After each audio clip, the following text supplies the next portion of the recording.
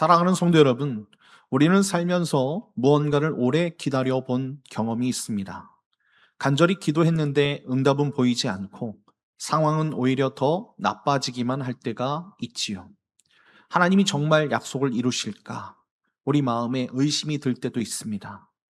오늘 본문의 이스라엘은 바로 그런 자리에 있었습니다. 나라는 무너졌고 백성은 바벨론 포로로 끌려갔습니다. 약속의 땅은 이미 빼앗겼고 소망은 보이지 않았지요. 그런데 바로 그 절망의 한복판에서 하나님께서 말씀하시는 거예요. 너희는 이 땅을 나누어 기업으로 삼으라 라는 것입니다. 아직 땅으로 돌아가지 못한 백성에게 하나님은 그 땅을 나누어 주시겠다고 선언하고 계시는 것입니다. 하나님은 무엇을 근거로 이런 약속을 하실까요? 그리고 이 기업은 누구에게까지 주시는 것일까요? 오늘 이 말씀을 통해 함께 묵상하며 은혜를 나누는 시간을 갖겠습니다. 하나님께서 무엇을 근거로 이 땅을 나누어 주신다 하셨을까? 첫 번째는 이것입니다. 하나님은 맹세하신 언약을 근거로 기업을 나누어 주신다는 것입니다. 자, 오늘 본문 13절 14절입니다. 주 여호와께서 이같이 말씀하셨느니라. 너희는 이 경계선대로 이스라엘 12지파에게 이 땅을 나누어 기업이 되게 하되 요셉에게는 두 몫이니라. 내가 옛적에 내 손을 들어 맹세하여 이 땅을 너희 조상들에게 주겠다고 하였나니 너희는 공평하게 나누어 기업을 삼으라. 이 땅이 너희의 기업이 되리라. 아멘. 하나님은 이스라엘 12지파에게 땅을 나누어 기업으로 삼으라고 하십니다. 그런데 하나님이 이 땅을 나누어 주시는 근거가 14절에서 내가 내 손을 들어 맹세하여라고 말씀하고 있는 것을 볼 수 있습니다. 여기서 내 손을 들어 맹세하다라는 이 표현은요, 옛사람들이 하늘을 향해 손을 들어 올리며 가장 엄숙하게 맹세했다라는 그런 뜻과 같습니다. 곧 하나님이 아브라함과 그 조상들에게 당신의 손을 들어서 반드시 이 땅을 주시겠다고 맹세하셨던 것입니다. 여기서 우리가 알아야 할 것은 이스라엘은 죄를 범해서 하나님이 주신 땅을 잃어버렸고 백성의 불순종으로 나라가 무너졌지요. 그런데 하나님은 당신께서 하신 그 맹세를 폐기하지 않으셨다는 것입니다. 인간의 불신실함이 하나님의 신실하심을 무효로 만들 수 없다는 것을 우리는 여기서 볼 수 있다는 것입니다. 그렇게 오늘 본문에서 땅을 나누어 주시는 이 명령은 오래전 하나님께서 손을 들어 하신 그 맹세를 그대로 이루시는 언약의 성취라는 것입니다. 13절을 보면 또 요셉에게는 두 몫이니라라고 말씀하고 있지 않습니까? 여러분, 이 두 몫이라는 이 말은요, 본래 땅을 측량할 때 쓰던 줄을 가리키는 단어입니다. 옛사람들은 땅을 나눌 때 측량줄을 팽팽하게 당겨서 각 사람의 몫을 정했습니다. 그래서 이 단어가 각 사람에게 할당된 몫이라는 뜻으로 굳어진 것이죠. 요셉은 두 몫을 받았어요. 요셉의 두 아들 기억하시죠? 에브라임과 므낫세가 각각 하나의 지파로 인정받은 것입니다. 야곱이 요셉에게 주었던 장자의 복이 수백 년의 세월이 흐른 이 회복의 자리에서도 그대로 이어지는 것을 볼 수 있다는 것입니다. 하나님이 기억하신 것이지요. 그렇습니다. 하나님의 약속은 세월이 흘러도 변하지 않는 줄 믿습니다. 사랑하는 성도 여러분, 우리도 하나님의 약속을 붙들고 기다려야 할 때가 있습니다. 기도했는데 응답이 없고 상황은 오히려 나빠지고 아무 변화도 보이지 않을 때가 우리에게 있다는 거예요. 그럴 때 우리는 약속을 놓아버리고 싶을 때가 많습니다. 그러나 기억하십시오. 하나님은 손을 들어 맹세하신 그 약속을 반드시 이루시는 분이십니다. 우리의 연약함과 실패에도 불구하고 하나님의 신실하심은 결코 흔들리지 않는다는 거예요. 내 힘과 능력으로 약속을 붙드는 것이 아니라 약속하신 하나님의 그 신실하심을 굳게 믿고 의지하며 끝까지 그 언약을 붙들고 인내하며 응답을 기다리는 저와 여러분이 되었으면 좋겠습니다. 오늘 이렇게 기도하는 하나님의 백성들 다 되시길 예수님의 이름으로 축원드립니다. 자, 그렇다면 그 언약의 땅은 어떤 모습으로 회복될까요? 자, 두 번째는 이것입니다. 두 번째는 하나님은 흩어진 백성의 자리를 다시 세우신다는 것입니다. 자, 오늘 말씀 15절을 읽겠습니다. 이 땅 경계선은 이러하니라. 북쪽은 대해에서 헤들론 길을 거쳐 스닷 어깃까지니라고 말씀하는 것을 볼 수 있습니다. 하나님은 회복될 땅의 경계선을 직접 말씀하십니다. 북쪽은 지중해에서 시작해서 헤들론 길을 거쳐 스닷 어깃에 이르는 것을 볼 수 있어요. 이어서 18절을 보면 이렇게 말씀하고 있습니다. 동쪽은 하우란과 다메섹과 및 길르앗과 이스라엘 땅 사이에 있는 요단강이니 북쪽 경계선에서부터 동쪽 바다까지 측량하라. 이는 그 동쪽이요라고 말씀하는 것을 볼 수 있습니다.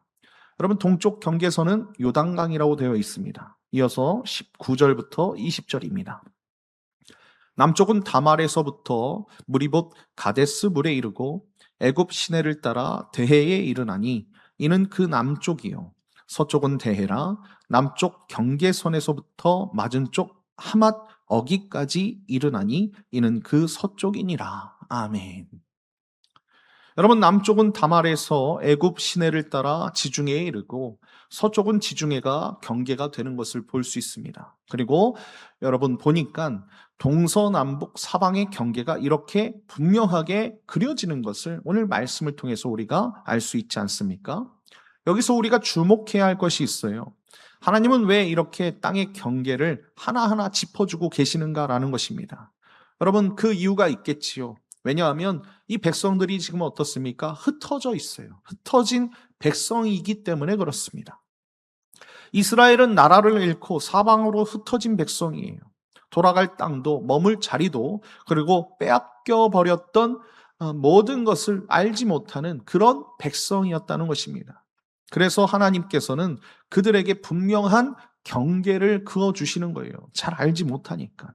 여기서부터 여기까지 너희가 살아갈 자리다라고 말씀해 주시는 것입니다.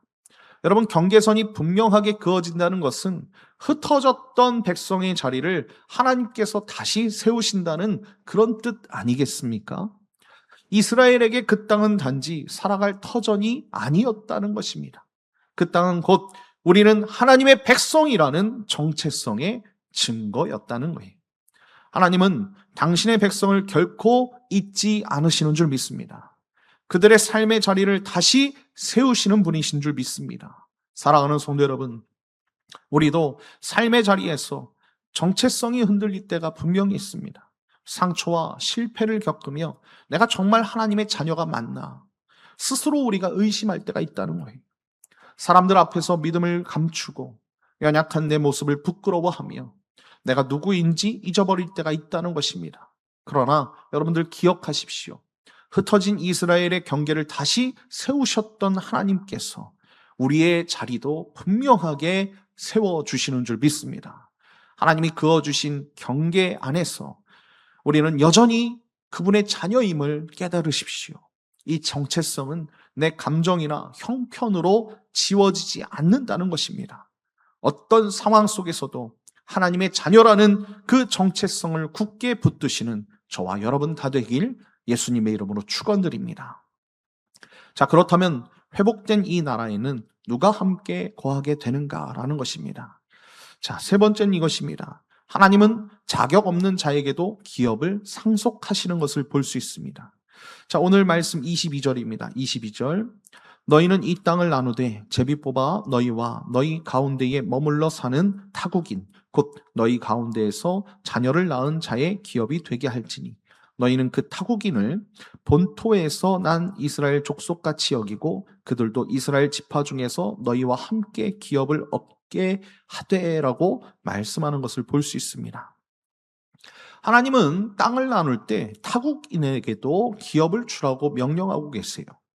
여기서 말하는 타국인은 잠시 스쳐가는 나그네, 그 나그네가 아닙니다. 이스라엘 가운데 정착하여 자녀를 낳고 함께 사는 언약 공동체의 일원이 된 사람들을 뜻하는 것입니다. 그런데 여러분, 이것은 당시로서는 상상할 수도 없는 파격적인 그런 제안이었다는 거예요. 옛 율법에서 이방인은 자비와 긍휼의 대상이긴 했지만 땅을 정식으로 물려받을 권리는 없었다는 것입니다. 땅은 이스라엘 12지파의 혈통만으로 이어지는 배타적인 소유였기 때문에 그렇습니다. 그런데 하나님은 22절에서 그 혈통의 장벽을 허무시는 것을 볼 수 있어요. 너희는 그 타국인을 본토에서 난 이스라엘 족속같이 여기고라고 말씀하십니다. 여기서 본토에서 난이라고 번역된 이 말은요, 에즈라흐라는 히브리어 단어입니다.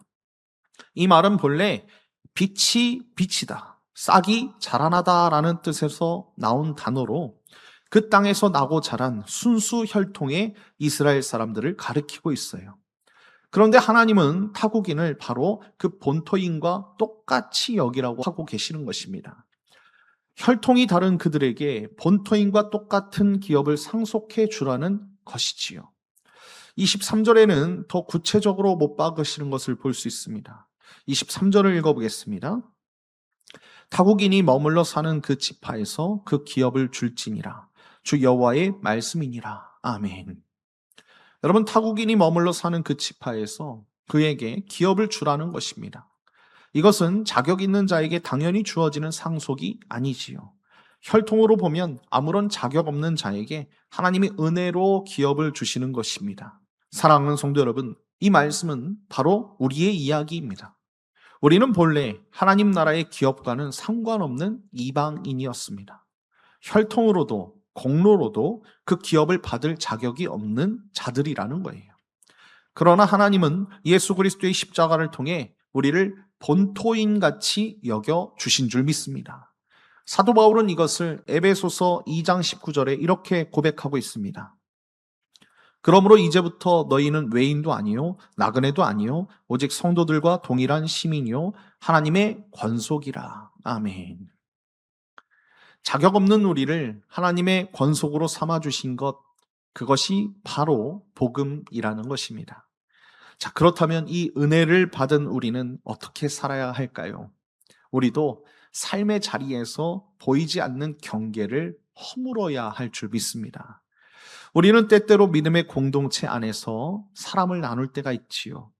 오래 함께한 사람과 새로 온 사람을 구분하고 나와 배경이 다른 사람을 온전히 품지 못할 때가 있다는 것입니다. 그러나 여러분 기억하십시오.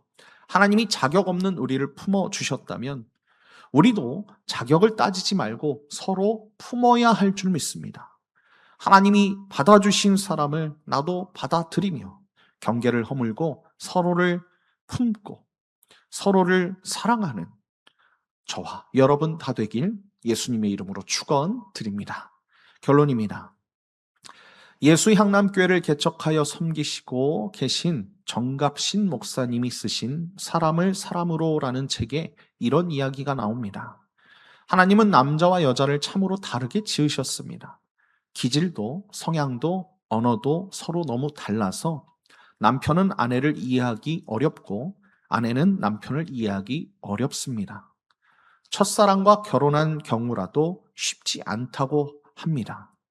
하나님은 왜 이렇게 전혀 다른 두 사람을 만드셨을까? 저자는 거기에 이유가 있다고 말을 합니다. 우리의 다름보다 그 다름을 하나 되게 하시는 하나님의 능력이 비교할 수 없이 더 크다는 것을 알게 하시기 위해서라는 것입니다. 그래서 성도들 사이의 다름은 피할 수 없는 것이지만 때로 격렬하게 갈라설 것 같은 순간이 와도 우리를 하나 되게 하시는 삼위 하나님의 능력이 더 크다는 사실을 끝까지 잊지 않는 것이 중요하다는 것이지요. 사랑하는 성도 여러분, 오늘 본문에서 하나님은 혈통이 다른 타국인을 한 백성으로 품으시는 것을 볼 수 있습니다. 우리 사이의 다름은 때로 벽처럼 느껴지지요. 배경이 다르고 성향이 다르고 살아온 길이 달라서 서로 품기 어려울 때가 있습니다. 그러나 그 다름보다 우리를 하나 되게 하시는 하나님의 능력이 더 크신 줄 믿습니다. 자격 없는 우리를 본토인같이 품어주신 그 하나님께서 우리로 하여금 서로 다름을 넘어 한 가족으로 살아가게 하신다는 것 여러분들이 잊지 마시고 여러분, 이것은 우리의 노력으로 할 수 있는 일이 아니라는 것. 우리를 하나 되게 하시는 성령 하나님의 그 능력 안에서 이루어지는 은혜라는 것을 여러분들이 기억하시고, 하나님께서 저와 여러분에게 나누어 주신 그 기업을 감사히 누리며, 또 하나님이 받아주신 사람을 사랑으로 품어주며 서로 하나 되고 사랑하는 우리 드리움교회 모든 성도님들 다 되시길 예수님의 이름으로 간절히 축원드립니다.